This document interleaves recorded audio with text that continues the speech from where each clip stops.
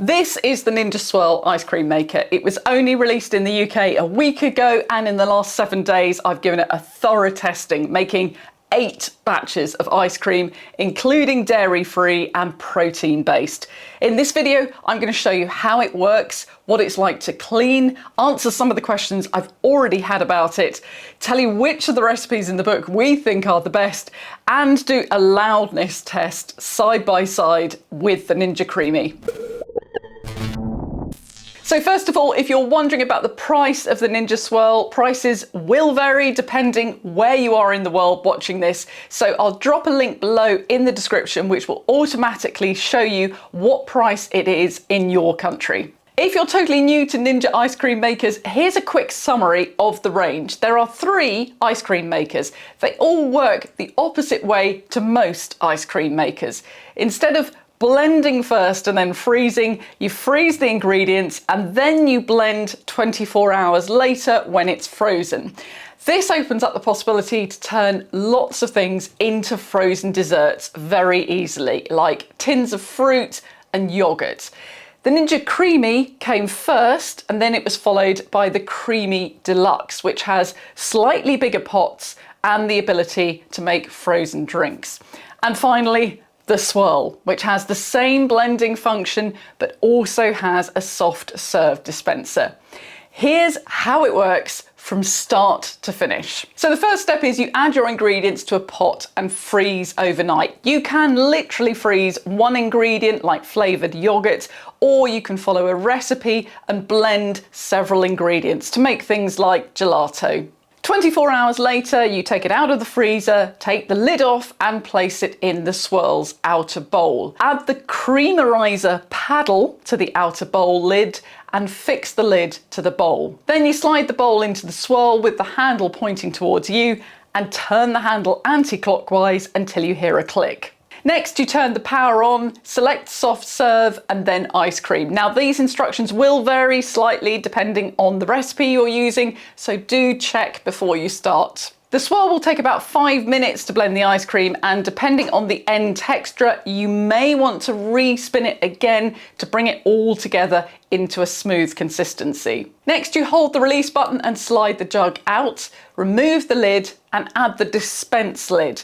Then install the tub in the soft serve dispenser. And then the fun part, you slowly pull the handle down to dispense the soft serve ice cream. The further you pull it towards you, the faster it dispenses. Each pot will do 4 or 5 cones depending on how generous you're being. And if you don't use the whole pot, you can press the retract button on the machine and that releases the pot from the dispenser.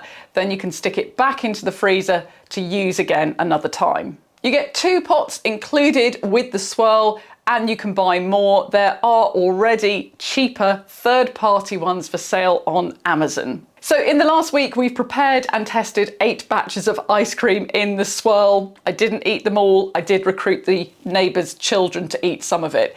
We started with Easy Vanilla Soft Serve from the US Ninja recipe site, using a small amount of vanilla pudding mix, which acts as a stabiliser and thickener. Then all of the rest came from the UK recipe book, which is included in the box. We did Easy Chocolate Soft Serve with a small amount of skimmed milk powder, Honey Soft Serve Gelato, Classic Frozen Yogurt, Chocolate Protein Soft Serve, Peach and Mango Fruity, which uses coconut milk and is dairy free, and 2 batches of Signature Vanilla Soft Serve using small amounts of skimmed milk and xanthan gum. As you might have guessed from the fact that we did 2 batches of it, our favourite by far was the Signature Vanilla Soft Serve, which gives the proper Mr. Whippy style ice cream. It's a bit of a pain because you do have to buy the xanthan gum and you use a really tiny amount of it. But having tried a few recipes without it, it is the magic ingredient that gives it the good texture. I'll link to the one that I bought below. It is a big pot, but it has a really long shelf life. We also really like the Peach and Mango Fruity, which was really refreshing, like a very smooth sorbet. And the Chocolate Protein ice cream was also good and dispensed really well. A few people have asked about how loud this machine is. There's no hiding from it. It is loud. I tested it against the original Creami using 2 identical batches of peach and mango fruity. The Creami peaked at 88 dB while it was blending, and the Swirl peaked at 92 dB.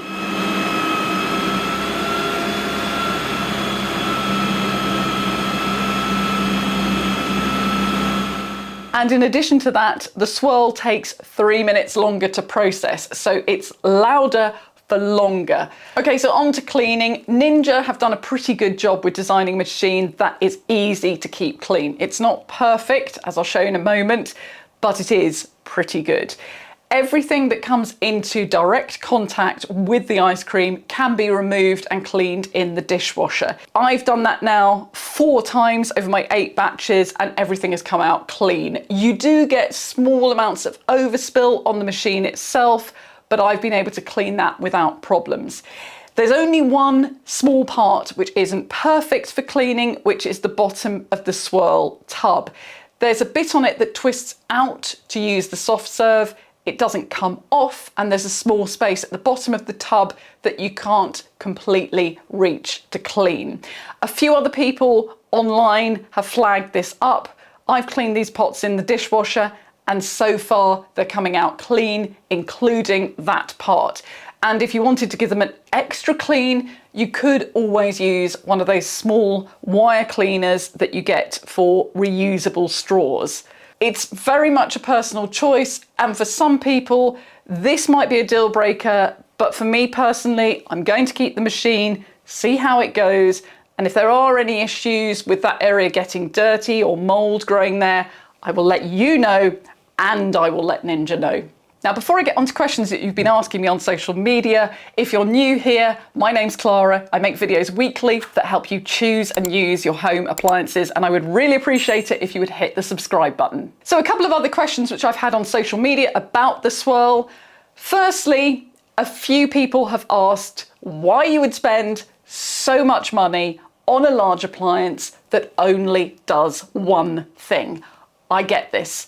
This machine is not for everyone, but there is a big movement towards home entertaining at the moment, which is driving the sales of experience-based cooking like pizza ovens and high-end barbecues. And so if you are a family who regularly has people over for barbecues or pizza nights, this solves the problem of what you do for dessert.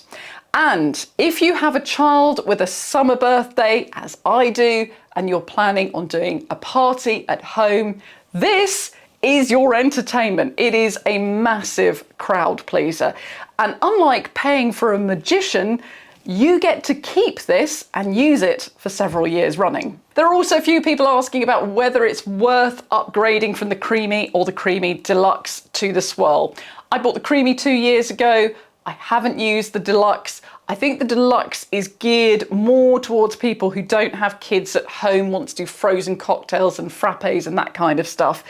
The Swirl is for people who do. So if you have a child at home and your kids want the experience of the soft serve, then this is an upgrade you probably want to do. Someone asked about mix-ins as well. You couldn't add them before you freeze because it churns for 5 minutes and there would literally be nothing left of them.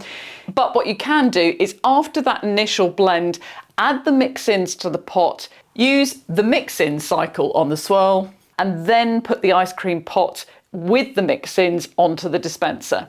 Now, one other thing that's really important to cover before you make a decision about buying this, and is a little bit controversial, it is an expensive appliance. There will be people who have bought this just to make videos and get views, and some of these people will be looking for a reason to return it, having got their views. So I can guarantee, as with every Ninja launch, there will be videos going around saying, I'm sending it back.